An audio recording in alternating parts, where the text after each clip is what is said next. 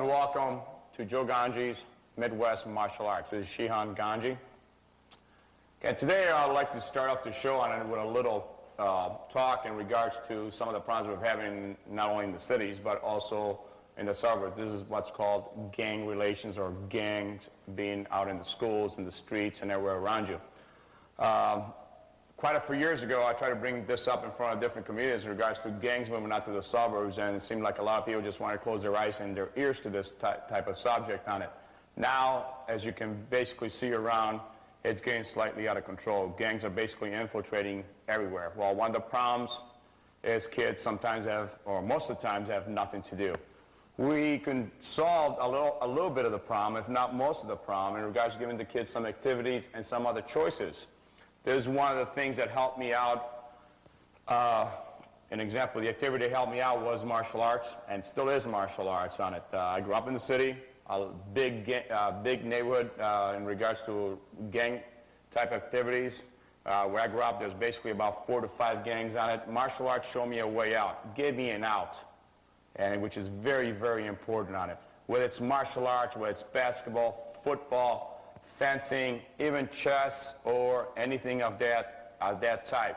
You need an activity for a child. You have to get him involved. You have to make him feel like he's achieving something besides going out there and gangbanging, getting in trouble with people, and copying an attitude, because nothing's better than hanging out with so-called friends on it. Again, martial arts is a great way. If a child doesn't like martial arts, there's all kinds of different activities, but again, you have to find an activity that helps out the child that he's interested in. So again, how do we solve gangs? First of all, watch your neighborhood, watch your activities, say something, get involved. That's my opening comments. Today, I have a special guest. One of my assistant instructor is Tom Corboy. He'll be presenting what's called a sword form called Hokusai. Sensei Tom Corboy, coming out, please. Okay, facing the camera. Sensei Tom Corboy is a second-degree black belt on it. He'll be demonstrating a sword form. Sensei Tom, your show. Okay.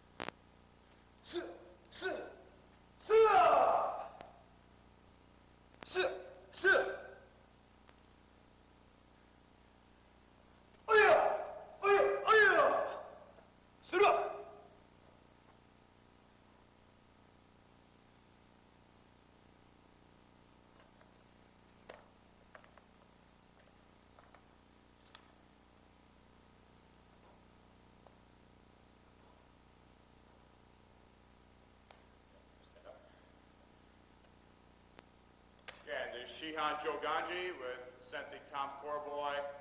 Again, signing off one more time. And again, watch out for gangs. Get them in an activity. Get involved, because there's always somebody tougher, somebody bigger than you. I'd like to thank our special guest, Sensei Tom Corboy. Thank you for your fine demonstration and swordsmanship. This is Shihan Joe Gangi with Sensei Tom Corboy. Ready? Up.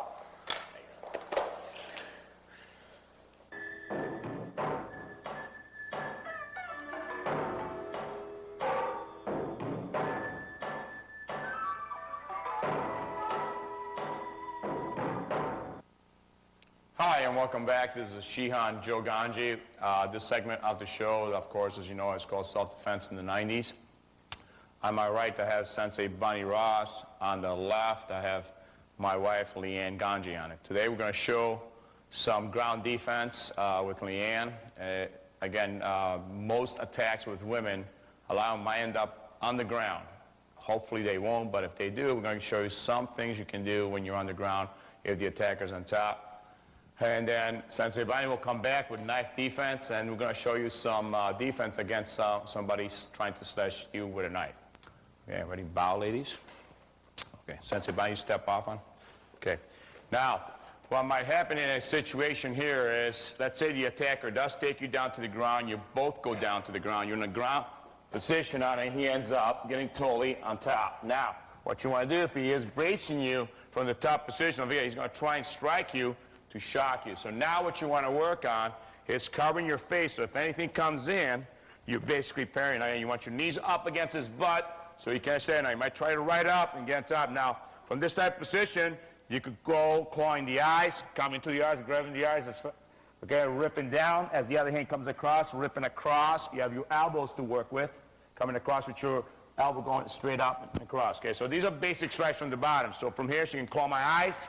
Okay, she can rip across. She can elbow again. She could bridge with the left leg and try and toss me over as we go over on top. Now she could just basically stomp my groin or knee the groin and get out of there. Nice and easy, girl. Okay, straight up again. So, again, if I got her in a down position, I'll take her straight down on top of the ground. I'm in here. Again, she's got to cover from getting hit. Okay, she claws across my face, comes across the other way, elbows, gets a hold of my hair now. She grabs the hair now, both sides. She grabs with both sides now. She's going to knee into my butt, and she's going to bridge me over. Again, from here, try and hit, boom, and get out of there as fast as you can and book out. Okay. Not too easy. Okay. Next scenario. If you are in a ground, go down again. Okay. If you're in a position where the opponent does have you on a side type angle, okay, on a side type angle, he might grab you. For here, what you want to do is you want to bridge, put your forearm in his throat here, go for his eyes, grab his eyes, claw in there. You might try here, keep your head tucked in, bridge up and try and roll over, okay, and then bridge and roll the opposite way. There's momentum going, and then you're finishing up and out of there. Bam. Okay. Okay. Again, as usual, your first line of defense is avoid going down to the floor if at all possible. Again, if you're on the ground, fillets, just think of your palm strikes. If you're standing, remember we worked before on like palm strike to the face, split fingers to the eyes, bear claws to the ears, elbows, and knees. And the basic defense, you can do the same thing, go down again on the floor. So this will work in the same instant. If you're done in here, if you're blocked, she can palm strike, she can spear my eyes, okay, she can claw across the face. Again, she can elbow, is that understood? And at the same time, you're screaming and you're moving continuously until you get your opponent out. You use your knees and use what's called a bridge, okay, to get them off. You can knee from that position right to the groin, and you're out of there. All right. Face me. Okay, bow. Thank you, Lianne. That's our ground part. Okay, now Sensei Bunny will come on stage. Okay. Okay, for safety today, unlike last time where we used a real knife, we're going to use a rubber knife. Okay, we're going to work on, show you defense primarily first. Get in tighter, please. Okay, against a stab. Again, now, first of all, you want to basically avoid the situation. But when the stab comes in, you want to sidestep, get to the side, punch the hand to release the knife, go into the eyes, boom, apply a wrist lock, kick and take down behind. So, boom, and out.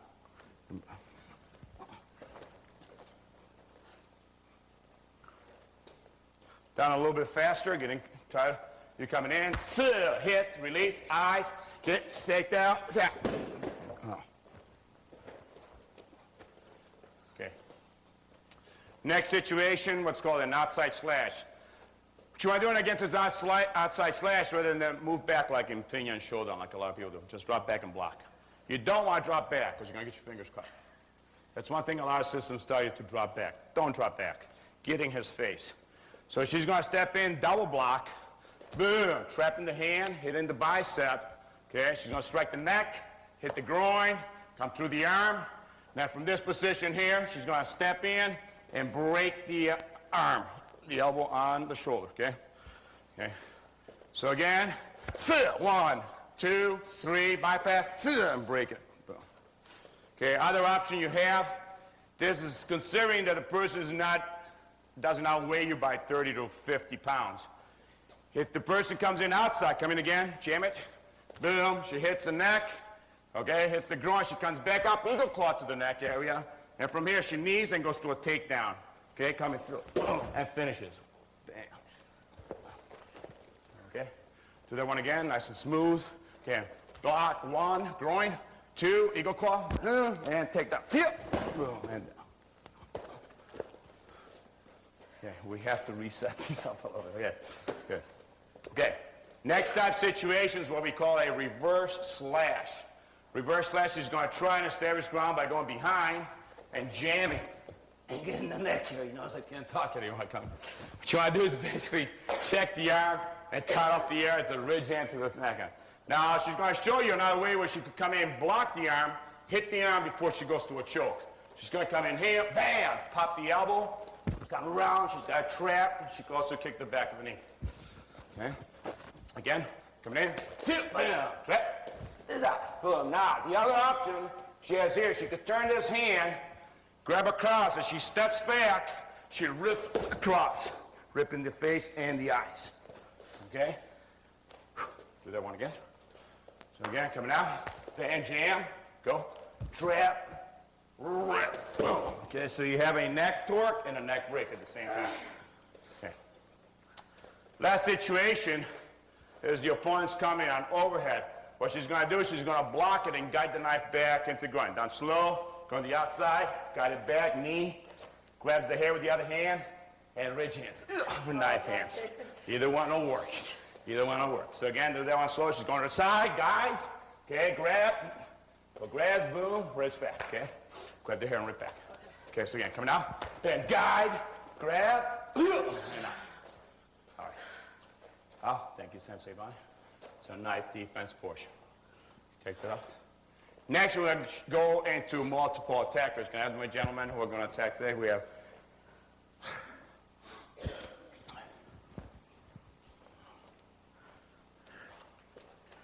hey, everybody knows Sensei Kamikaze Kevin from the kickboxing segment. He's a good guy to beat up on this kind of sessions on. We have Sensei Rick Krueger assisting today, and we have Ken Conroy, who's a brown belt from the school. Now I'm going to show you a variation on 3-man. Before we showed you 2-man defense, I'm going to show you a variation on 3-man defense. What I want you to do is, Kevin's going to be from the rear section. He's going to end up grabbing. Now what I want to do, since I'm going to have one person here angling in, right here, Kevin, Rick, you're angling from this side in. Okay. I'm in center. Now when the opponent grabs me from behind, what I basically want to establish, if he moves in first, hitting to the knee, I just want to use enough to stop him. I'm going to rotate underneath because Rick's going to be coming in. Set him back up. Zoom. I kick him. He decides to come back. Zoom. Side kick back out. And Kevin's set up for a nice instep kick to the face, okay? So doing it a little bit slower again. I'm set here. Boom. I check. Knee. Okay, I step out. I got him in the way. I kick, step, boom. Come back. And I finish up. Okay. Okay. Next situation is what we call a 3-man front. A 3-man front, what you have to establish is getting around to the side. So an example, if he attacks me, I don't want to fight him in here because they come in and hit me from both sides. I'm going to set up a commotion. So if he attacks in, I want to move to the side, hit him. Next guy comes in, hits, boom, set, sweeping out. Now following up. Okay. Set up a little bit smoother. Again, if Ken comes in with a right, I'm going to set him up, going to the side, grabbing him to establish control. Okay, next person comes in, I will set him up, boom, and out. Okay, next type situation, if I do get grabbed, because I'm not focused, get grabbed from the side again, what I want to do is I want to turn my opponent and keep turning and hitting, establishing, hitting, kicking, setting them up. If I have to exchange, to take him down the opposite way. He comes back in, take him out, set him, Set him back up, rip him back. He comes in again, set him out, knee him, boom, get rid of him. Comes in, boom, knee him, get rid of him, boom. And I'm continuously moving. Okay. So again, when you're working three-man, you have to be aware, you have to watch where you're at all times. Again, this is Shihan Joe Gangi with my assistants, Sensei Kevin, Sensei Rick Krueger, and Mr. Ken Conroy. Thank you for accepting the beating, gentlemen. This is Shihan Gangi, sign off. Ready? Bow.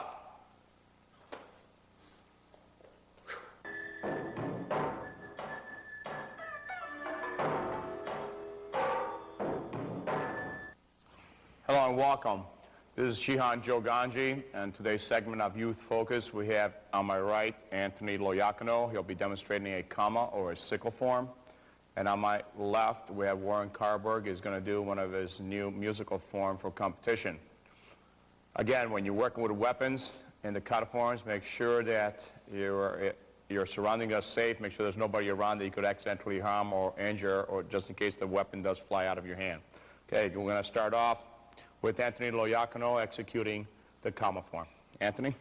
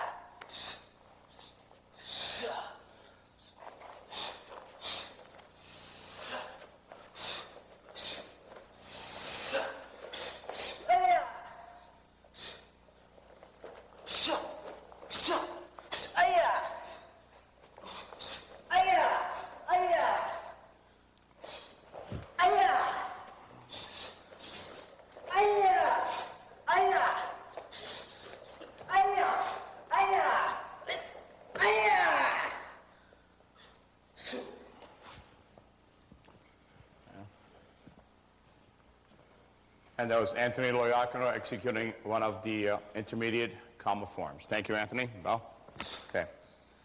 Next, we're going to have Warren Carberg. Warren's going to be executing his musical form. Are you ready, Warren? Yes, Set to go? Okay.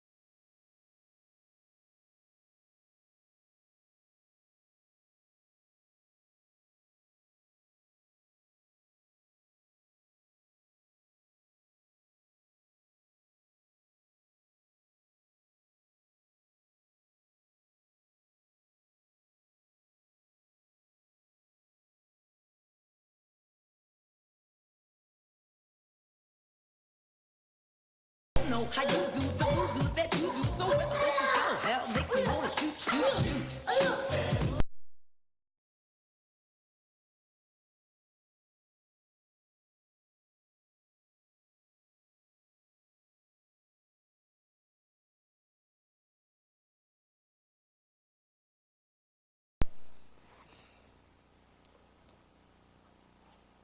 Okay, that's Warren Carberg with an exciting musical form. Good luck in the competition with it. Thank you, Warren. Face me. Wow. Face the camera. Wow. Okay, next on Youth Focus, I believe we're going to show you some of the activities that go on with kids. Okay. So yeah, as you see now, the kids just throwing some kicks at the balloons. You have round kicks, some jump kicks. This is just variety. You know, the balloons are held at different heights on it. Makes it fun for the kids. It's one drill, and it's a really heavy-duty workout because you're continuously jumping, kicking. There you see Skylar, Reed, Paul jumping around here. Boom, that's Russ Lipinski jumping up, kicking. So they were set different heights on it. Here's Jonathan Rodriguez. Now he's trying to look at something to kick over going across the mat. There's Anthony going around, hitting the different balloons, kicking out. Again, the drills call for flexibility and ability and stamina. Here you see Warren jumping up, kicking, stretching those legs out. After you do this about 2 or 3 times up and down the mat, you get quite tired on it. But again, it's an excellent drill. And also it improves your kick count on it. And I believe this next one coming up, okay, there's Mr. Martin kicking around the wild one, around there. There's Kyle Sieber executing some good extension kicks, coming out, boom. Coming up in the back is, I believe, this is Joy Kern. Setting himself up. Again, those little legs get quite tired after about 10 to 15 kicks. There's Nathan Rodriguez going up. Jumping and getting some good extensions out. Boom. There's Brian Farner coming up.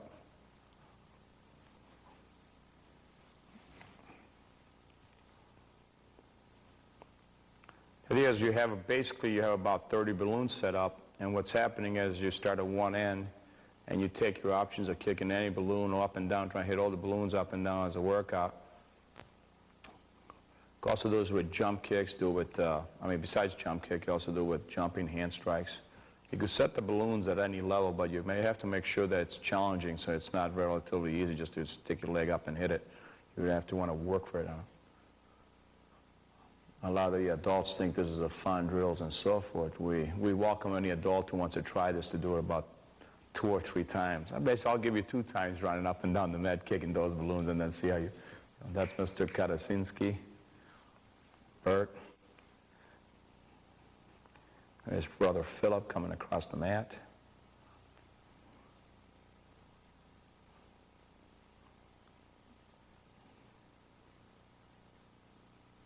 I believe this is Anthony Mack coming up. And all these kids have anywhere between 3 to 6 months experience tops coming around. Some of that's the lower ranks on the brown and black belts have anywhere between 1 year to 2 years of training moving up.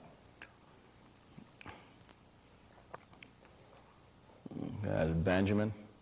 Benjamin Dunning, by the way, was our leader in regards to the St. Jude's Marathon and collecting. We just had a little failure in the background, not to be worried about that.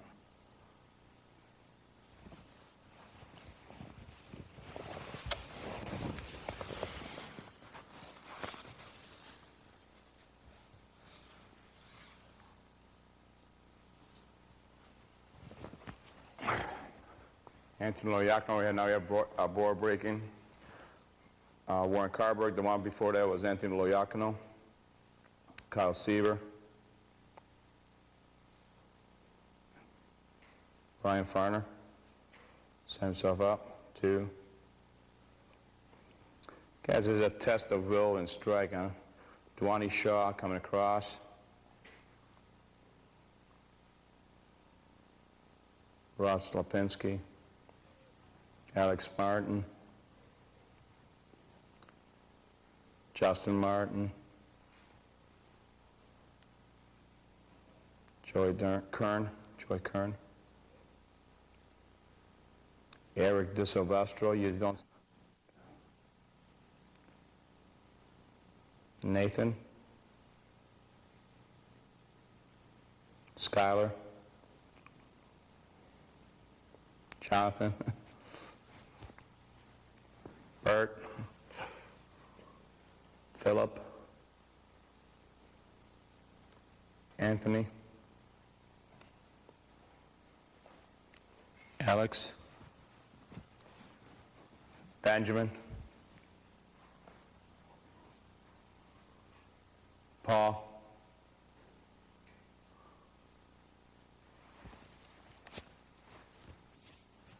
Reed?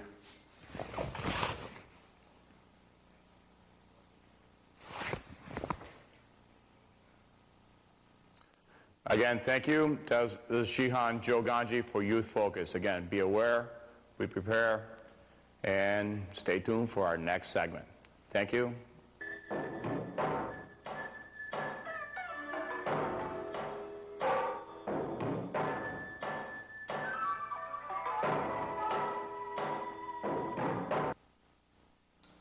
And welcome again to our In Focus segment. And with me today is Walter Borkowski, Grandmaster Kang Xuan Do. Don't hit me. And Michael Francisco, 7th Dan. And Shihan Joe Gangi, of course. Welcome, gentlemen. Thank you. Walter, what year did you begin your martial arts training? Well, I began my martial arts training in the early 50s in jiu-jitsu style. I started in Kung Fu and Karate after I went to the Marine Corps in 1955. So it's been a long, long time. I am a dinosaur. Oh. And Michael? 1963. I've wanted to get involved into something that you never reach a peak in, and this is what it turned out to be. And my misfortune, I had to win and walk across Walter Borkowski, and that was the beginning of my end. Okay. Where are you currently located, and how many students do you teach? I'm currently located in California, Southern California, and I'm semi-retired. I just teach private students now. I see. How about you, Michael? What I like to consider to be like a semi-retirement type thing, but I go to the other schools of students that I had, such as Joe Gangi, and help and try to put whatever knowledge that I have left over into their school. And another branch school of Joe Gangi's is in 7537 West Montrose. In Norwich. In Norwich, and I spent a couple of days there trying to give what I can give. Okay. What exactly is it that you teach that makes it different from some of the other, say, schools in the area or instructors? Well, basically, the difference in our style as opposed to many other styles is we use a lot of open hand techniques. I call them poison hand techniques for nerve centers and pressure points in the body. And it's very street-oriented as opposed to the tournament. Michael? Similar type thing. Similar to my idea that they'd sooner win on the street than win in a competition. What do you see happening today in the total martial arts community that you may not agree with or that upsets you?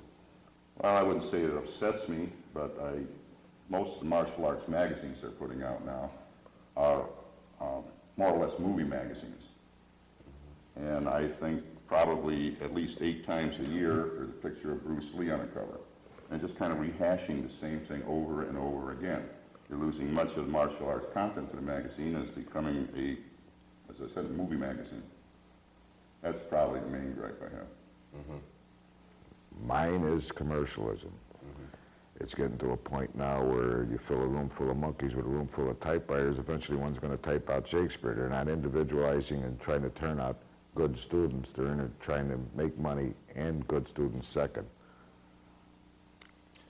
Would you agree or disagree that traditional techniques in your areas would be, how effective would it be in like a regular street fight or a brawl? Well, the traditional techniques I think would be very effective. Basically because they have been effective for a couple of thousand years in actual combat. So I believe the traditional techniques would be extremely effective. What about, Michael, do you have anything to expound on that? Well, as we discussed it earlier, that was going to be my answer, but he changed it and put it as his answer. But it's definitely, you've been kicking butt for over 2,000 years with the tradition. It's not going to change. 2,000 more years, it's still going to do it. Well, so Walter doesn't steal your answer. We're going to ask you the next question first. How would you compare a boxer, say a pro boxer, to a skilled black belt You're almost on even terms. The only thing is that a boxer doesn't condition himself to block groin, doesn't block the legs. They're in the upper body modes, so to speak. One of the things I try to draw into the students is that you are not going to run into a telephone booth and take off a suit and come out with a Superman suit. You have an edge. You have a good edge, but you got to be able to react to the openings that are given to you. If you don't do that, it's not going to work. How would you, if I may intervene here, in regards to the biggest thing a lot of people come into the studio and see is that a lot of people say, well, boxers come in and they're used to always making contact, as opposed to where, you know, a martial artist, especially in the, you know, in the later stage, always taught to focus the techniques. Focus meaning stopping before you make full contact, where the boxers are always impacting. What kind of light can you shed on that type of? Well, basically, I think for instance, our style, which you're familiar with, makes a lot of contact. Contact, yes, it does. And the question of the boxer, what chance would he have against a skilled martial artist? And if there are no rules, he would have absolutely no chance. I mean, absolutely no chance in the world. They're not trained against leg kicks, kicks to the knees, kicks to the joints. They're not trained for this, so they wouldn't be able to defend themselves against it. And if I was to fight a boxer, I would stay away with him and just kick his legs until he's down, and then I would come in with, my particular specialty is the open hand techniques to nerve centers. That's my opinion. I'd like to get the opinion of all three of you gentlemen. Latest Rage seems to be the ultimate fights that has been playing out. It seems like the wrestling aspect is, the guys with the Greco wrestling seem to be the ones winning. Are you a little surprised at the outcome of the fights as they've been playing out? Because I don't know, it seems like they're on the ground a lot, and it's wrestling moves that kind of gets it to that point. What's your opinion on that? Are you ready for an hour show? I'm not very happy with the Ultimate Fighting Championships at all. If it was, as it's advertised, that they have the top martial arts artists in their field competing, that would be a different story. They have, with few exceptions, mediocre people I've never heard of, and I've been in the martial arts for 45 years, competing in this championship, which outside of the Gracie brothers, nobody's heard of most of these people. And when they do get into the ring with the Gracie brothers, I don't know if it's effective television or whatever it is, they try to fight their game. They will try to grapple with the Gracies, as opposed to doing what they do best, kicking, punching, kneeing, elbow strikes. I haven't seen anybody throw a groin kick, and that is legal in that tournament. No groin kicks. No eye gouges. Well, that's not legal in the tournament, It isn't? Mike. No. But no groin kicks, no joint kicks. I haven't seen anybody even attempt that in the tournament. And that would be my first defense. Man's coming up in a leg dive at me, I would use knee kicks, whatever I can to stop him. So that's the big thing I have against the tournament. Although it's brought a lot of things to light also, such as grappling. The grappling arts is becoming a lot more popular, and it has a place. It has a place, but almost all styles, good styles, teach grappling anyway. But some of the techniques I've seen on that tournament were just outrageous.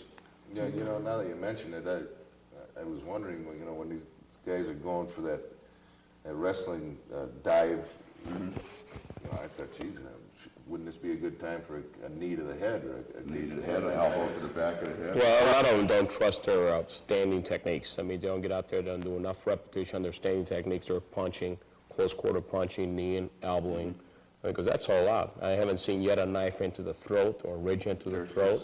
Right. The only person that did a groin grab at all so far was Mr. Hackney, which got out of the hold and made the person submit. So, so you get a lot of people who are into a lot of styles who only work a concentrated area, such as only punching to the chest, and their kicks are not really tight kicks and so forth. So you get a lot of people who are not really good at their punching and kicking skills. You know, then you get somebody that's boxing. A boxer goes into a grappling fight with boxing gloves on. Now, come on, let's use our brain here.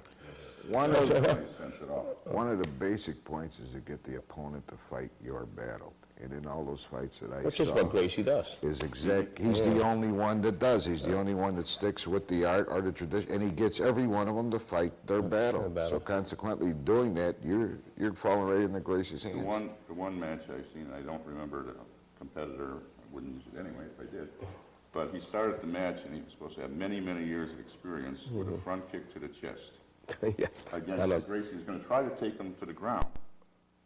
That's his game. He's going to try to take him to the ground. So probably the last technique I would ever thought of using would be the technique he started. Any kick above the waist against Right. Gracie, you're looking for trouble. Right. So he was choked out in probably less than a minute. And they said, well, this is really something, this man with all these years of experience. But in fact, I don't know what he did with that experience. He came on with a front kick, was taken to the ground, choked out immediately. Yes. It would be the last thing I would possibly do. The with a only high one, kick. the only one that stays with his art is Gracie. Nobody else stays with it. They all play his game, and they suffer the consequences for it. Walter, you mentioned you weren't too happy about some of the magazines. And you brought up the name Bruce Lee. He seems to be plastered on every other issue. I understand you met Bruce Lee. Oh, yes. What are your feelings about him and what he's done for? I think he was an excellent martial artist, good technique, exceptional technique. But the only thing I have to say about that is the magazines put him up as the ultimate fighter. A recent magazine said, would Bruce Lee beat Muhammad Ali? Now, if you've ever met Bruce Lee, or you've seen pictures of him standing next to somebody, he was a very small man, probably didn't weigh more than 130 pounds. And although he was in great condition, you're never going to convince me that a 130-pounder can take a 230-pounder or 235-pounder as easily as most people think. Yes, he was fast, but would he have the power to stop a big man moving in on him? So that's just, again, my opinion. I know that's going to be quite controversial. There's going to be a lot of controversy about that. Even in the arts itself, if the three of us, we had started at the same time, equal conditioning, equal talent, all past ranks, equal everything else, the advantage is still going to go to the big man because he has that distance involved, providing we're of all equal talent. If we're not of equal talent, but using on that similar basis, the big man is going to win. Any other stories that you might think of that a good, interesting one that you could share with us? I have many, many good stories. I think one of the ones that Mike might remember, when we were putting on one of our first demonstrations, when we were teaching with the YMCA's in the Chicago area, we were a rough bunch of kids. I mean, this was in not one of the best neighborhoods in Chicago, and there was a bunch of rough kids. And we had forgotten the knife for our demonstration against knife defenses. And in the audience, I said, does anybody have a knife? And all you heard was one loud click, and all of a sudden we had 400 knives. So that was one of the stories, and we had another demonstration. Talking about the knife thing reminded me of another one. I know we don't have much time. I'll hurry through this one. One of our other students, Loiacono, was doing a demonstration with Mike, and Rocco got stage fright at the last instant. He was supposed to charge Mike with the knife and Yeah, the stiletto. and His eyes froze, he got stage fright, then all of a sudden he did attack. Had to put him down. Had to put him down for the count. The only way he could stop him was to actually hit him with the techniques and put him down, which the crowd absolutely loved because they seen that this was not a rehearsed game that they were playing. It was actual use of the techniques. There was one demonstration that we did that we classified as the ultimate to self-defense. And in this part, I had 6 guys lined up, one with chains, one with baseball bats, one with a pole. And I said, at the nod of my head, these guys are going to attack me, and I'm going to defend them with the ultimate of self-defense. I nodded, they attacked, I pulled out a gun, shot all 6 of them, and walked away. That was a great demonstration on it. I'm pulling out the gun, shooting everybody now. Thank God we had blanks in the thing on us, they shoot it over the head. Okay, yeah. It's 2 things you haven't got blocks for, is bullets and spit. Bullets and spits, correct on it. The other thing I would like to do is thank you for coming out all the way from California for being on the show, and thank you, Master Francisco, Coming from all the way Lincoln coming Park. from all the way from Lincoln Park on it. Great having you on the show on it. We'll be doing a little bit of self-defense in the next 5-minute segment on it. Then, Mark? closing statements, anything? Yeah, well, it's been very interesting as usual, and thank you very much for joining us in our In Focus segment of the program. My pleasure. I enjoyed it. Thank you.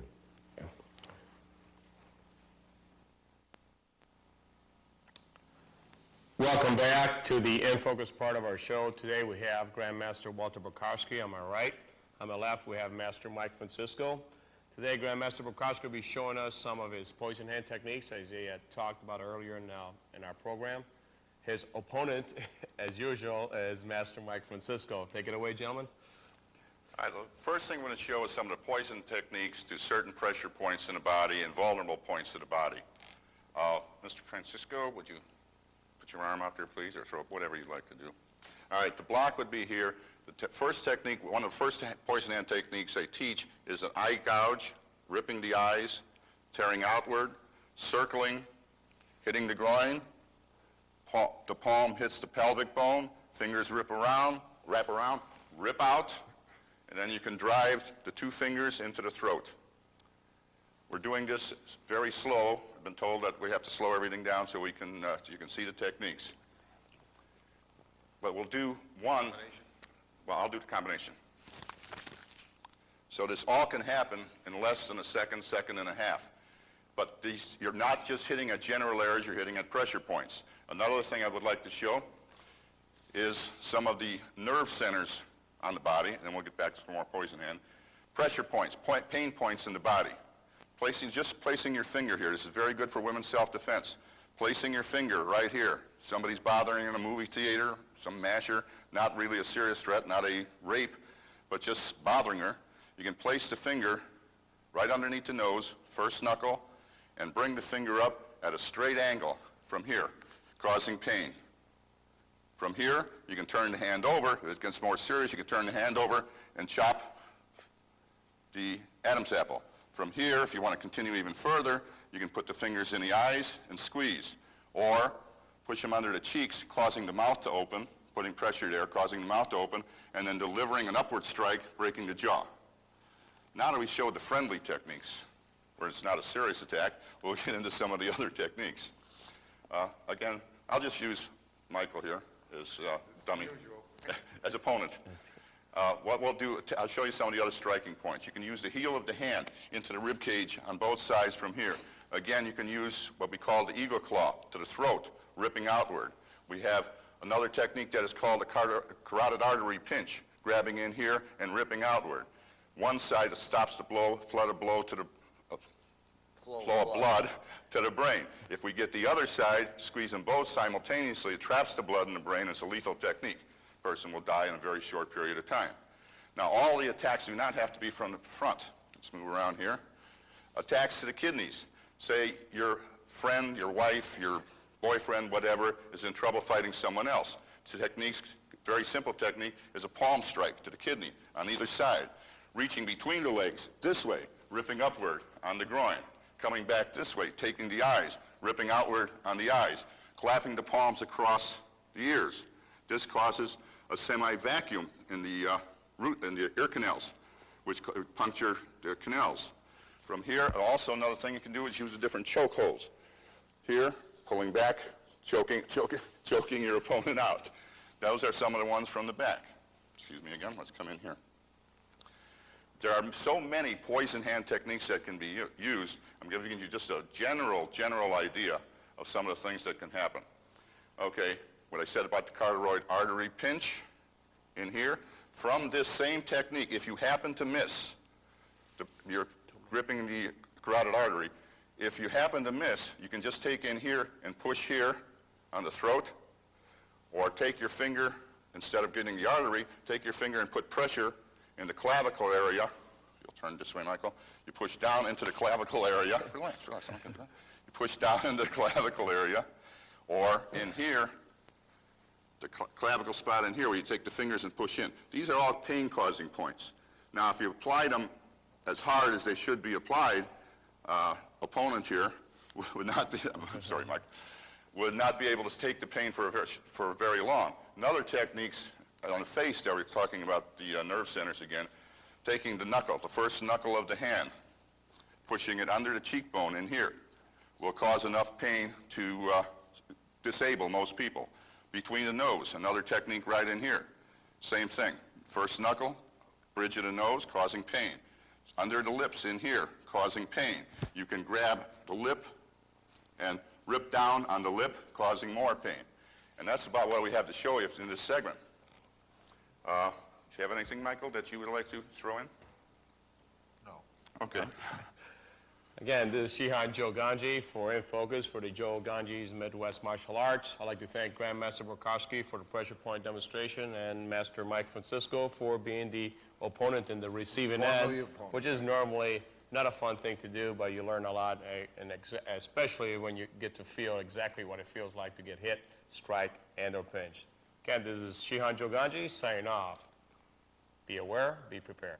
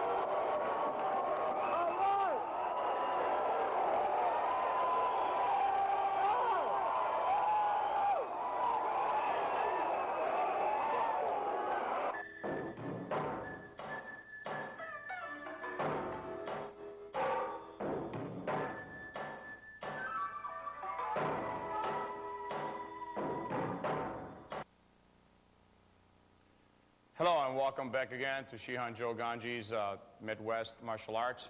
This segment is with Sensei Kevin Kamikaze Miller, now Golden Glove champion and the National Welterweight Kickboxing champion. Assisting him today will be Sensei Rick Krueger. Bow. Okay, take it away, Sensei. Today what we're going to talk about is some different styles of kickboxing. Along that, I'm going to show you some various techniques of kicking and punching in different ranges of fighting. Starting out, I'm going to set Sensei Rick up. I'm going to show you some style called Oriental rules, which they use leg kicks. The style that I usually fight in would be kicks above the waist, but in the Oriental rules, I'm going to be allowed to kick the thighs of the leg and the lower part, but not the joint, not the knee joint. Same boxing, kickboxing techniques.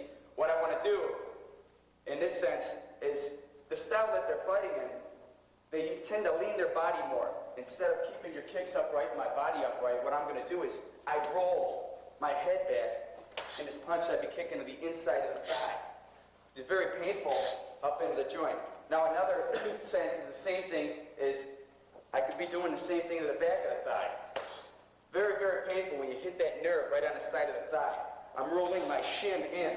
Notice how my body rolls in, and my head is sticking out. If I was to do this punch right here, I could be caught very easily by his jab, or if he threw a right hand, in the same sense by stepping into it. But what I want to do is, I want to lean my body out here, whereas you notice he leads his head out.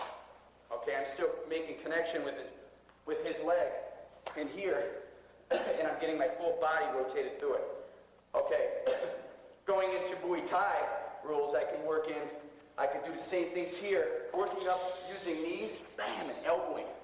So I'm tilting my body the same way. I could work here, knee, elbow. Same thing with the boxing techniques, how you use an uppercut. I could do the same in tight, using knees and using an uppercut elbow strike. Very, very devastating. Takes a lot of condition to work on these techniques. So I can work here, here, elbows again. Next what I'm going to work on is draws. In American kickboxing coming up, what I want to work now is a fake front kick. I'm coming up the center, and I want to turn my body over at the end. So I'm going to get this guy to bring his hand down. I be coming, roll that leg up. So it's here. I can do the same thing with the front leg here, and then roll it up off the top. Another draw would be showing my leg up, throwing straight spinning back kick, straight up the middle. I'm coming here, straight up. Now, setting up with the front leg in this fashion, I can draw his hand down, come in side kick, bang, show him a round kick. One more time, here and here. If I switch up, maybe you get a better angle here. I could throw it again, side kick, I'm throwing the leg up. Now I could do the same, I'm gonna draw his guard out on this side with a hook, get him up on one side, here, draw in here. I could do the same thing, I'm gonna draw his arm up, hit him with the side. Now after I mix all this up, I could come right back to hand combinations. Now I'm going to mix up, show you a couple of combinations, mixing the hands up and the kicks up together. This is one thing I find most people have a lot of trouble with.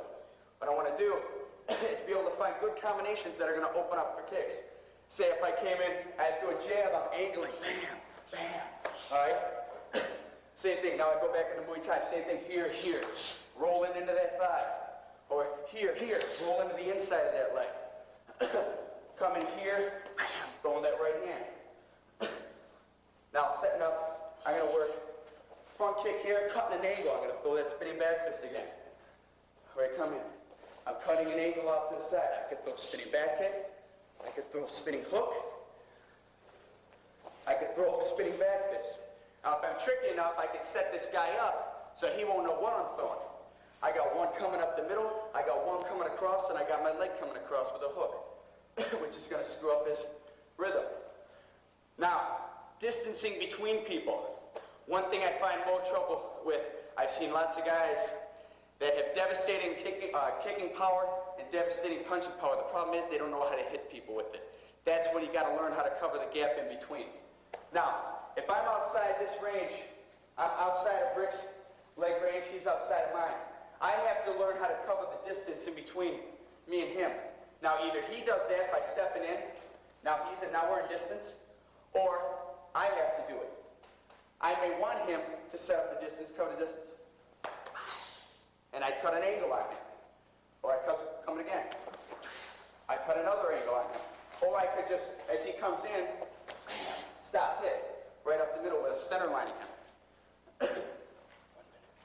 Now, one more thing, what I want to do is, I want to be on my toes. I want to break this guy's rhythm. He may be flat-footed, I may be flat-footed, he may be on his toes, I be on my toes, okay? But if he's flat-footed, I want to use my rhythm to move around him. I want to set him up in combination to do what I want him to do. He's going to play my game. So if I come here, okay, I come here, all right, I may, bam, throw that hook down this time. I'm bringing his hand down, okay? If I'm coming here, and I'm coming here, next time, bam, I'm going to show him that knee. I may give him that hand. So I'm going to mix up the rhythm between. Now, I may move in on my toes, in the toes, bam, bam. I'm going to move back. And as he steps in, I may step back, bam. As he moves in, I may step in, cutting an angle. As he moves in, I may step in. All different techniques. The whole idea is I don't just want to move back. I don't just want to move forward. I want to move all angles. I want to move forward. I want to know when to move back. I want to know when to cut an angle here. I want to know when to cut an angle here. So I have to move around my opponent. That'll be enough for today. And thanks a lot for watching Midwest Martial Arts. This is Shihan Joe Gangi with Kamikaze Kevin Miller and Sensei Rick Krueger. Again, this is our kickboxing segment. Thank you, Senseis. Ready? Hey.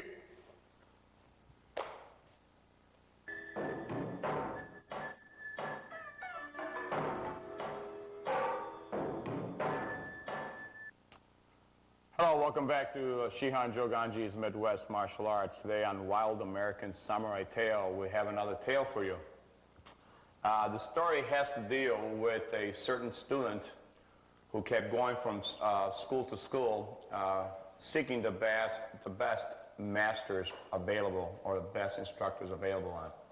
And obviously, he was asking questions such as degrees, how long you've been in the arts, how many people you have fought, how many championships you have won. And upon hearing about this individual through the grapevine, through the different associations on it, fortunately he ended up in my studio. As the student came in and sat down, he basically asked on it, well, what degree I was. At the time, I was only a second-degree black belt on it. My diplomas and certificates were right behind me. And I asked, well, why do you want to study with us? Because we heard that he says, basically stated that I was a master, and he was told that I was at the time an 8th degree black belt. And I asked at the same point is, why, again, do you want to study with us? He goes, because I want to be aware, I want to be all-knowing, I want to be one of the best martial artists around the land. I said, well, that's an awful high task, because at this time I'm still studying to be the best martial arts in the land. I still haven't achieved my goals. It's just part of training, of climbing the mountain. I said, so are you aware at all times? He says, yes, I'm aware, I'm all-knowing. I don't even think I need to go through basic training, because I could do whatever I want upon being asked on it. I said, well, are you aware that I'm an 8th degree black belt? Yes, I'm totally aware you're an 8th degree black belt, he stated. Now, mind you, the diplomas and certificate were clearly behind me. He had no idea who I was. He asked upon what I had to do to achieve my 8th degree black belt. And there's a lot of people get sucked into martial arts studios and paying a lot of money to learn absolutely nothing. I basically told them that I had to travel to Hong Kong. And I have to go through immigration and so forth on and being checked. I had to go through training for at least 6 weeks to meet the masters. And upon meeting the masters, there was a battle to be taken to achieve my 8th degree between about 5 different black belts, me being one of them, on the top of the rooftops. And the only way you got your 8th degree black belt was to be the only person standing on this rooftop.